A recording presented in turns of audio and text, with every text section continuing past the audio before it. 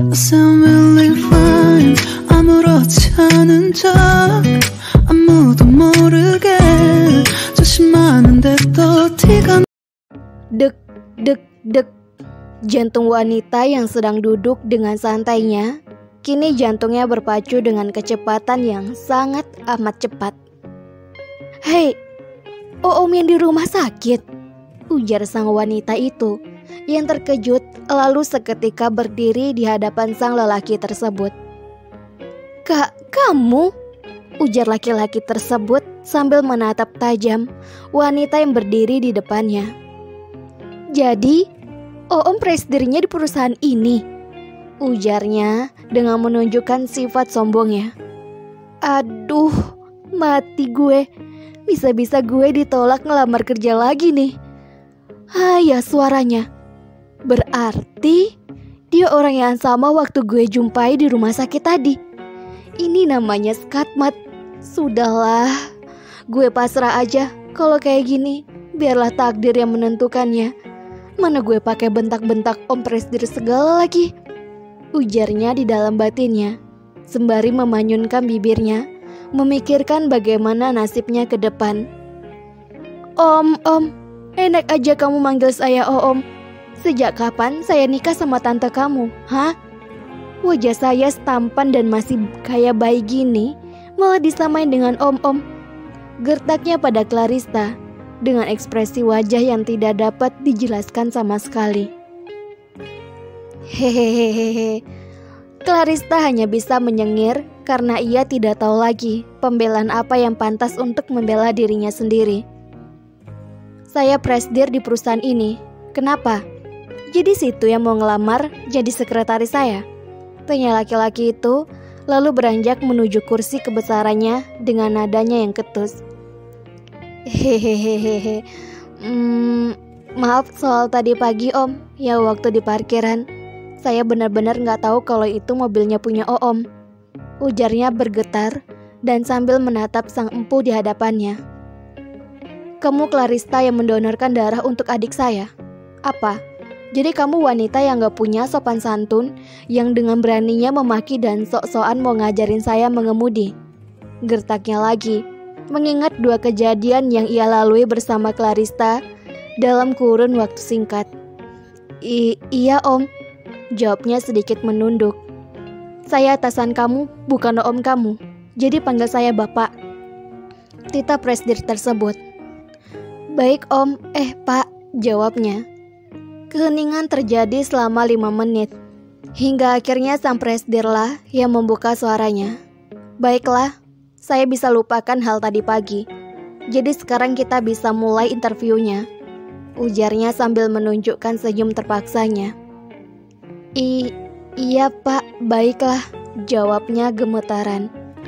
Setelah 1 jam wawancara interview, akhirnya sang gadis duduk di meja sekretaris yang telah disediakan perusahaan setempat. Sebenarnya interview selama 1 jam tersebut banyak dihabiskan saling tatap-tatapan dibandingkan tanya jawab.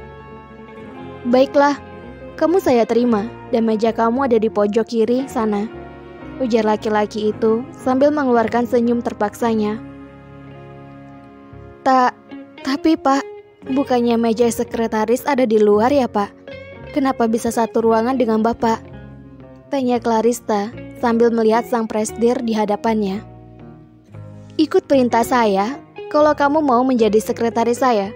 Kalau kamu merasa keberatan, kamu bisa angkat kaki dari ruangan saya sekarang juga," ujarnya sambil mengeluarkan senyum terpaksanya. Iya, baiklah Pak," ujarnya memanyunkan bibirnya, lalu beranjak pergi ke tempat meja itu. Sebenarnya mandiri itu gak salah, tapi yang salah tuh dapat bos kayak dia ini. Gedeg juga gue lama-lama. Kalau gue lempar pakai heels, gue enak kali ya, batinnya yang geram melihat sang presidir. Kenapa ketemu gadis aneh itu lagi ya?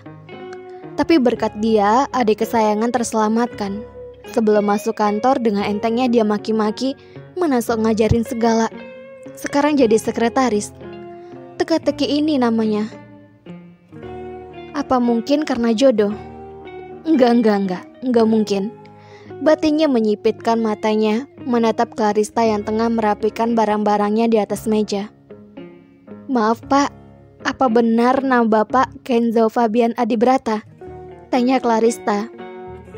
"Ternyata ingatan kamu bagus juga. Kalau sudah tahu, kenapa kamu bertanya?" jawab Presdir ketus. Saya cuma mau memastikan saja Pak." "Oh iya Pak, kalau saya boleh tahu, saya akan manggil Bapak siapa? Apakah Bapak Kenzo, Bapak Fabian, atau Bapak..." "Panggil saya Kenzo," jawab Presdir memotong perkataan Clarista. "Baik Pak Kenzo." Tapi kalau dilihat-lihat cantik juga sih. Nggak kayak wanita-wanita yang seperti di klub dan karyawan di kantor ini." Sambung batinnya sembari mengelus dagunya. "Haya, tapi dia bisa jadi mainan gue di kantor juga sih. Hitung-hitung melepas penat." Sambungnya yang tersenyum terpaksanya. "Kamu kalau sudah selesai rapin barang-barangnya, tolong lihat schedule saya dulu," titah Presdir Kenzo. "Baik Pak, nanti saya akan cek schedule Bapak," jawab Clarista. "Dan tolong buatkan saya kopi hitam seperti biasanya," titanya lagi, melirik wanita itu yang mendengus kesal dan sedikit mencibirkan bibirnya. "Kopi hitam yang gimana ya Pak?" jawab wanita itu sambil mendengus kesal. "Kopi hitam ditambah 1-2 sendok gula, dan ingat, airnya harus sangat panas, berarti air yang baru saja mendidih. Kamu harus buatkan saya kopi baru kalau airnya tidak panas," titanya sambil berlalu menuju kursi kebesarannya. Apa dia tahu di mana letak dapurnya ya? Sudahlah, mungkin nanti dia akan kembali dan menanyakan di mana letak dapur sama saya, ujarnya tersenyum kecil. Bisanya nyuruh-nyuruh orang tuh si bos. Gue kesini mau jadi sekretarisnya atau jadi OB-nya? Tahan-tahan Clarista, lo jangan meledak-meledak di pertama lo bekerja. Semoga saja ini tidak berlangsung lama, dengusnya sambil berlalu ke dapur perusahaan tersebut. Ini di mana lagi letak dapur? Mana tadi aku lupa nanya sama bos lagi. Bisa-bisa nyasar aku mah, batinnya. Apa aku kembali lagi ke ruangannya ya? Terus nanya sama si bos, daripada muter-muter nggak jelas, ya kan ya? Yang ada terulang lagi adegan yang tadi. Gimana ya? Ujarnya yang kebingungan mencari letak dapur tersebut. Ya udah deh, balik lagi aja daripada nyasar nggak jelas, ujar Clarista, lalu kembali menuju ruangan yang sekarang menjadi ruangan ia bersama Presdir. Tok, tok, tok. Iya masuk, ujar Presdir Kenzo. Permisi Pak, saya mau tanya, di mana letak dapurnya ya Pak? Tanya Clarista. Ternyata batinku benar juga. Dia kembali untuk menanyakan letak dapurnya. Batin Kenzo. Makanya kalau nggak tahu di mana dapur nggak usah sok-sok tahu, ujar Kenzo. Maaf Pak, saya tadi lupa nanya sama Bapak. Hehehehe, ujarnya sambil tersenyum malu. Ya udah, ayo saya antarkan kamu ke dapur daripada kamu nyasar kemana-mana, ajaknya berlalu dan keluar menuju dapur tersebut. Ayo Pak, ujar Clarista itu sambil bersorak bahagia.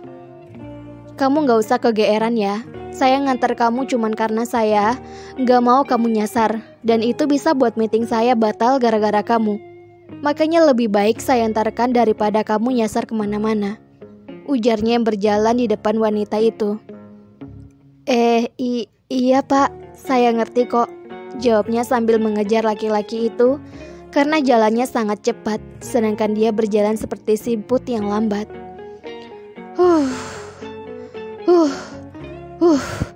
Jauh banget nih dapur. Mana gue pakai high heels lagi, udah pegel nih kaki, dengusnya di dalam hati. Iya Pak, saya ini udah jalannya sangat cepat, cuma Bapak aja yang kecepatan berjalan, ujar Clarista itu sambil mendengus kesal ketika sedang berjalan. Gemes kalau lihat dia ngomel kayak gitu. batin Presdir Kenzo. Dan sampailah mereka ke tempat yang mereka tujui, yaitu dapur perusahaan yang terletak di lantai 4, dan itu sangat jauh dari ruangan mereka. Ini dapurnya, di situ letak bahan-bahannya. Kamu bisa lihat sendiri kan? Nggak perlu saya jelasin satu persatu, karena kamu bisa baca di mana letaknya. Hehehe, ya Pak, gak usah dijelasin, saya tahu kok yang mana letak tempat kopi dan teh, jawab Clarista. Tanpa dikasih tahu juga gue tahu kali mana yang kopi, mana teh, dan mana cangkir. Si bos gampang banget emosi, dengus batinnya. Suasana terasa sangat hening, bahkan hingga suara kentut orang lain juga terdengar. Canda kentut. Yang terdengar cuma suara dentingan sendok, karena ada seseorang yang sedang mengaduk sendok tersebut di dalam cangkir. Loh, kok Bapak masih di sini? Ujar Clarista yang kebingungan karena melihat seseorang yang berada tepat di depan matanya. Lah, suka-suka saya dong, mau di sini atau di mana? Kan ini kantor punya saya. Ketus Presdir Kenzo tersebut sambil menatap tajam ke arah wanita itu. Ngeribetin aja punya bos kayak dia. Ngekorin kemana gue pergi, sudah kayak anak itik aja dia, batin Clarista kesal. Mana kopi saya? Udah dibuatin belum? Bikin kopi saja lama. Bagaimana nanti kamu ngurusin berkas-berkas penting? Kenapa lama sekali? Ujarnya sambil mengadakan tangannya. Iya udah Pak, sebentar saya taruh di cangkir Bapak dulu, jawab Clarista itu berlalu menuju meja yang ada cangkir dan piring kecil untuk meletakkan cangkir tersebut. Suasana kembali hening setelah Presdir dan sekretarisnya berdebat. Nih Pak, kopi Bapak sesuai dengan pesanan, airnya panas mendidih, ujarnya sambil memberikan secangkir kopi kepada laki-laki yang tepat berada di depannya. Ketika melangkah, tiba-tiba saja kaki Clarista tersandung sesuatu hingga terjadi sesuatu. Gubrak, gubrak. Aduh, kamu, bentak Kenzo. Gubrak, gubrak. Aduh, kamu panas. Yang benar aja kamu ini kerjanya, nggak becus sekali. Ini cepat-cepat bersihin jas saya. Mana saya mau meeting, jasnya saya malah kamu kenakan kopi. Ujar Kenzo yang kini tengah uring-uringan lantaran kopi tersebut tumpah membasahi jas dan celananya. Iya Pak, maaf ya Pak, saya beneran gak sengaja Pak. Bener Pak, sumpah, tolong jangan marahin saya Pak, ujarnya yang gemetar dan mengambil jas Kenzo yang terlihat basah karena kopi tersebut. Duh, jadi gimana nih jas sama celana saya tuh? Saya harus pakai jas dan celana apa jadinya? Keluhnya yang lanjut memarahi Clarista yang kini tengah kesal sambil melihat celana dan jasnya yang basah. Sedangkan Clarista dengan tangan yang gemeteran dan juga panik berusaha mengeringkan jas dan celananya Kenzo. Astaga, bodohnya gue. Kenapa gue bisa-bisanya ceroboh kayak gini sih? Hari pertama gue kerja lagi. Sudah gue telat masuk ruangan Pak Presdir. Habis itu gue malah nyiram Pak Presdir dengan kopi panas. Sial banget hidup gue sejak tadi pagi. Karma apa yang saat ini gue terima? Semoga saja Pak Presdir gak mencat gue di hari pertama gue kerja. Bisa-bisa jatuh harga diri gue di hadapan abang-abang gue. Hilanglah sudah kesombongan gue tadi pagi. Pasrah aja deh, biarlah Allah yang menentukan segalanya, ujarnya di dalam batinnya, memaki dirinya sendiri.